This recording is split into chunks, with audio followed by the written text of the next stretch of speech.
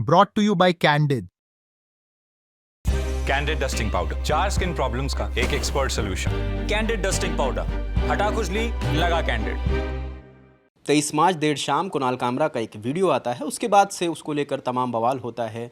उसमें कहा जाता है उन्होंने जो महाराष्ट्र के डिप्टी सीएम है एकनाथ शिंदे, उनको लेकर व्यंग किया है, जिसके बाद तमाम प्रतिक्रियाएं आई। जिस स्टूडियो में वीडियो शूट हुआ था उसमें भी तोड़फोड़ हुई है। कुणाल के खिलाफ एफआईआर हुई है, उन्हें पुलिस ने समन भेजा है, उन्हें पेश होने के लिए आदेश हुआ था, मगर वो पेश नहीं हो पाए। और इस जो लेटेस्ट प्रतिक्रिया आ रही है, उन्हें धमकी भरे कॉल आ ही रहे थे और उन्हें ज़िंदा जलाने की भी एक लोग बात कर रहे हैं। देखिए, कुणाल कामरा का जब से वो वीडियो है तो शिवसेना के जो समर्थक हैं, शिंदे गुट के लोग हैं, वो लगातार धमकी दे रहे हैं सोशल मीडिया प्लेटफॉर्म के ज़रिए, मीडिया बाइट्स के ज़रिए। और उनका कहना है, कोई कह रहा है कि उन्हें मुंबई में अगर दिख गए तो उनके कपड़े फाड़ दिए जाएंगे, महाराष्ट्र में उनको घुसने नहीं दिया जाएगा। इवन छत्तीसगढ़ तक से भी आया, वहाँ पे जो बीजेपी के प्रदेश अध्यक्ष हैं उनकी ओर से ये बयान आया कि छत्तीसगढ़ में उनके कोई शो नहीं करने दिए जाएंगे। अगर वो यहाँ देखते हैं उन्हें बैन किया जा रहा है। बिल्कुल, वहाँ पर उनका कोई शो, होटल प्रबंधन सबको बोल देंगे यहाँ शो नहीं होगा जब तक वो माफ़ी नहीं मांगते हैं। तो इन सब के बीच एक इन्फ्लुएंसर फैज़ान अंसारी एक वीडियो बना के उसने सोशल मीडिया पे जारी किया और फैज़ान ने बोला कि अगर तुमने ये बहुत बड़ी गलती कर दी है, माफ़ी नहीं मांगोगे तो तुम्हें जान से मार देंगे और किसी भी तरीके का हम एकनाथ शिंदे पर हमला बर्दाश्त नहीं करेंगे। और तुमने सिर्फ उनका नहीं, एकनाथ शिंदे का अपमान नहीं किया, तुमने महाराष्ट्र का, शिवसेना का, यहाँ तक कि बाला साहेब ठाकरे का अपमान किया है। तो ये फैज़ान अंसारी की तरफ से धमकी वीडियो बना के बाकायदा। इनके बारे में कोई जानकारी है? कौन है फैज़ान? ये अभी तक का जो इनपुट है वो तमाम तरीके की धमकी देने में ही एक्सपर्ट हैं। पहले जब रणबीर इलाहाबादिया वाला केस हुआ था तब भी उन्होंने कहा था कि जो जीप काट के लाएगा उसे 5 लाख रुपए देंगे। और सोशल मीडिया इन्फ्लुएंसर हैं तो आप समझ सकते हैं कि कंटेंट क्रिएट करके सुर्खियों में रहना और इस तरीके की तमाम चीज़ें होती हैं सोशल मीडिया इन्फ्लुएंसर के। वहीं मीडिया रिपोर्ट्स में, अलग अलग मीडिया रिपोर्ट्स में ये एक दावा किया गया है कि कुणाल कामरा को 500 से ज़्यादा थ्रेट कॉल आए हैं।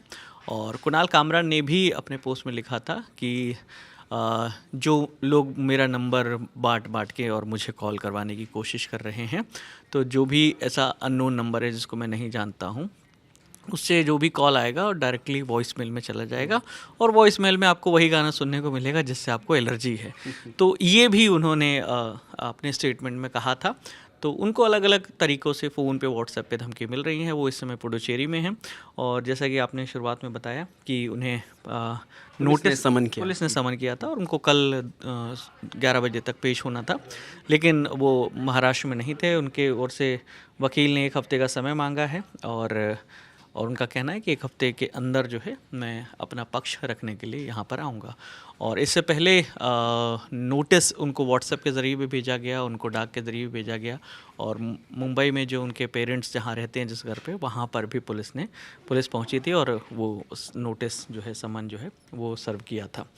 अब इन तमाम चीज़ों में एक नाम आया था जब उन्होंने अपनी सफाई दी। कुणाल कामरा ने, जब वो वीडियो सामने आया और वीडियो के बाद उन्होंने कहा था कि मैंने तो वही सारी बातें कही हैं जो एनसीपी के नेता अजीत पवार ने कहा था। तो इस पर अजीत को लेकर अजीत पवार की भी टिप्पणी आई। बिल्कुल, अजीत पवार का रिएक्शन आया है, तो वो हम आपको सुनवाते हैं। उसमें राज्य के प्रमुख, हमारे चीफ मिनिस्टर देवेंद्र फडणवीस जी ने कल ही सुबह क्वेश्चन आवर में ये मुद्दा उठाया था। तब उन्होंने गवर्नमेंट की तरफ से जो जवाब दिया है वो गवर्नमेंट का जवाब, लेकिन वो ट्वीट करते हुए आपका वो गवर्नमेंट का जवाब है। नहीं, आपका भी उल्लेख किया है। अरे मैंने बताया ना कि जो दादा कह रहे वही मैं कह रहा हूँ। चीफ मिनिस्टर, मैंने कब कहा? मैंने कब कहा? आपकी जो पुराने वीडियो, मैंने कब कहा? वो समय, अरे पुराना तो आप कुछ भी 10 साल पहले, 15 साल पहले, मुझे क्या लेना देना है उसको। तो उन्होंने जो गलतियां की है उसके बारे में हमारे चीफ मिनिस्टर जी ने बताया है कि कानून के हिसाब से कार्रवाई होगी। हम अभी सबको देखना पड़ेगा। ये अजित पवार का स्टेटमेंट था। अजित पवार की ओर से भी उस पर स्टेटमेंट आया, और जब कुणाल कामरा ने कहा कि मैंने तमाम वो बातें कही थी जो अजित पवार ने अपने स्टेटमेंट में कही है। इन सब के अलावा जो महाराष्ट्र सरकार में मंत्री हैं उदय सामंत, उनका कहना है कि वो पौंडीचेरी में क्यों छुप के बैठे हैं, उन्हें मुंबई आना चाहिए। साथ ही साथ आदित्य ठाकरे जो हैं शिवसेना उद्धव गुट के नेता हैं, और उनका कहना है कि तोड़फोड़ मचाने वाले जो हैं, मतलब ये रिएक्शन प्लान नहीं होते हैं, जो नुकसान हुआ है तो क्या सरकार उसकी भरपाई करेगी। तो अमूमन ये होता है कि जहाँ भी तोड़फोड़ होती है, बुलडोज़र एक्शन होता है, आग लगाई जाती है, वाहनों में तोड़फोड़ की जाती है, तो एक पैटर्न बना दिया गया है कि रिकवरी उन्हीं से की जाएगी, तोड़फोड़ करने वालों से।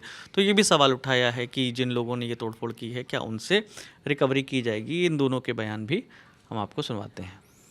रिएक्शन कभी प्लान नहीं होती है, और जो भी रिएक्ट करने वाले थे वो ऐसे बाहर आके, अगर आप देखें तो वहाँ पुलिस बंदोबस्त भी था।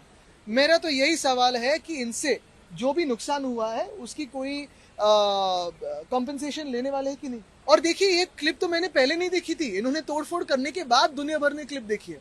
चलो, कुणाल कामरा तो कॉमेडियन है, उसको 1 मिनट के लिए बाजू में रखते हैं, खुद के सांसद इनको सांप बुलाते हैं, कैसे चलेगा? जहरीला सांप कहते हैं इनको। उसने दिल्ली में काम करने वाले हमारे जो अर्थ मंत्री है निर्मला सीतारामन, उनके बारे में भी गंदा कहा था। पंतप्रधान नरेंद्र मोदी साहब के बारे में भी गंदा बोला था। शिंदे साहब के बारे में भी गंदा बोला है।